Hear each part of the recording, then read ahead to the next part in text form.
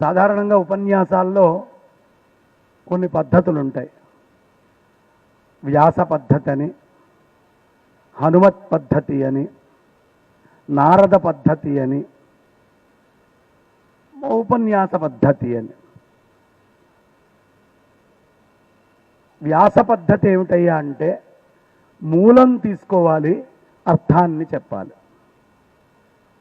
నారద పద్ధతి ఏమిటయ్యా అంటే మధ్యలో ఇప్పుడు ఎక్కువ మటుకు ఈ ఉత్తరాది వాళ్ళు చక్కగా పాట పెట్టుకుంటారు, ఒక గానం అక్కడ వాళ్ళు చేస్తారు, మిగతా అంతా కథారూపంలో చెప్పుకుంటూ వెళ్ళిపోతారు. మూలమంతా ముక్కస్య ముక్క చెప్పాల్సిన అవసరం లేదు. ఇక హనుమత్ పద్ధతి అనేది వేదిక మీద కూర్చుంటారు, వాళ్ళ ఇష్టం, వాళ్ళు ఎటు నుంచి ఎటైనా దూకుతూ ఏదైనా మంచి విషయాన్ని ఎదుటి వాళ్ళకి చెప్పచ్చు. హనుమత్ పద్ధతి అంటారు.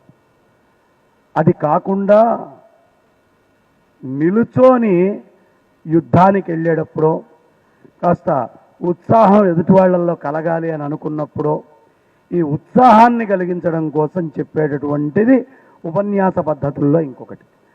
అది రాజులు కానీ లేదు విద్యార్థుల్ని ఒకసారి అందరినీ తీసుకొని నడిపిస్తూ ప్రాంతానికి వెళ్ళి అక్కడ నిల్చోబెట్టి చెప్పడం కానీ, ఇలా ఈ పద్ధతి కూడా మనకు ఉండేది.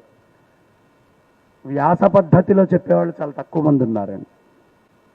అలా వ్యాస పద్ధతిలో చెప్పేవాళ్ళందరూ వేళ్ల మీద లెక్క వేసుకునేవాళ్ళు చాలా కొద్దిమందే ఇవాళ నాకు తెలిసి తెలుగు రాష్ట్రాల్లో ఉన్నారు.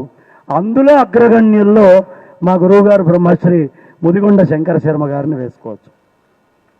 మూలం తీసుకుంటారు, అర్థం చెప్తూ ఉంటారు, మూలం తీసుకుంటారు, అర్థం చెప్తూ ఉంటారు.